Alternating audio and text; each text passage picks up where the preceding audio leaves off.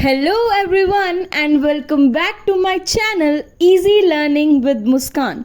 In the fifth part of this series, we are gonna discuss about the Treaty of Vienna and redrawing of the Europe. 1815 में Napoleon की हार के बाद Europe के शक्तिशाली देश एक साथ आए नए यूरोप को दोबारा बनाने के लिए.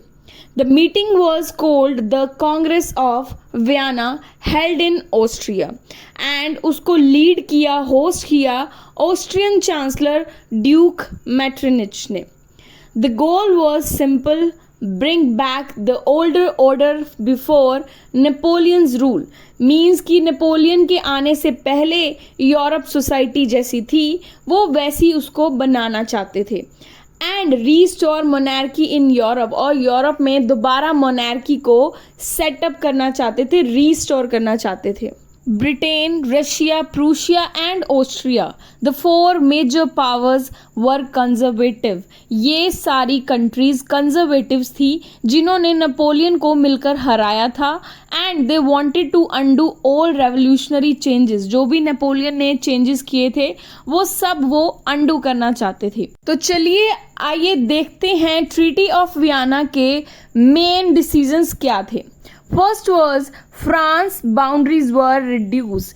फ्रांस से नेपोलियन के द्वारा जीती गई सारी टेरिटरीज वापस ले ली गई थी. Second was monarchies were restored. France में बर्बन डायनेस्टी को फिर से गद्दी पर बिठाया गया. दूसरे देशों में भी राजाओं को वापस लाया गया. मीन्स सारी मोनार्कीज को वापस से रीस्टोर कर लिया गया.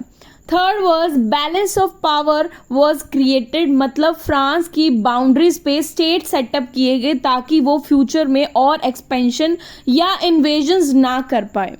Fourth was Napoleon's reforms were undone. Napoleon ने जितने भी चेंजेस किए थे फ्रांस में, like civil code, revolutionary ideas and many administrative changes he has done, उन्होंने सब कुछ रिवर्स कर दिया था.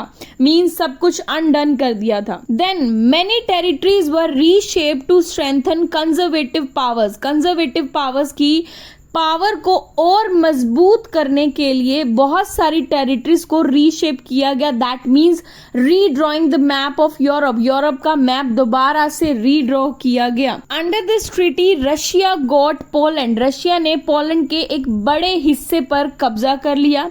Austria got northern Italy. Austria को नॉर्दर्न इटली के कुछ पार्ट्स दे दिए गए. Prussia got Rhineland and parts of Germany. Prussia को जर्मनी के कुछ हिस्से और राइनलैंड पर कब्जा मिला ताकि फ्रांस की एक्सपेंशन को रोका जा सके. नॉर्वे एंड स्वीडन यूनाइट कर दिए गए. नॉर्वे को स्वीडन के साथ मिला दिया गया. Britain expanded overseas colonies. Britain ने यूरोप में ज्यादा हिस्सा नहीं लिया लेकिन उसकी विदेशी कॉलोनीज बढ़ गई थी.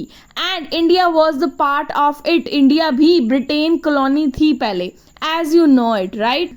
सो the treaty of Vienna created a conservative Europe. इस ट्रीटी ने पूरे यूरोप को कंजर्वेटिव बना दिया था. दैट मीन्स ट्रेडिशनल मोनार्कीज दोबारा सेटअप कर दी गई थी. ओल्ड कस्टम्स दोबारा लाए गए थे. And no place for liberty. आज़ादी तो कहीं भी नहीं थी. That means no democracy. पर आज़ादी और नेशनलिज्म के सपने को हमेशा के लिए दबाया नहीं जा सकता था. So in the next part we will explore how these revolutionary ideas sparked uprising across Europe in 1830 and 1848. So do not forget to like, share and comment if this helped you understand better. Channel को subscribe करें और bell icon दबाएं ताकि अगली part के notification सबसे पहले आपको ही मिले. So bye bye for today.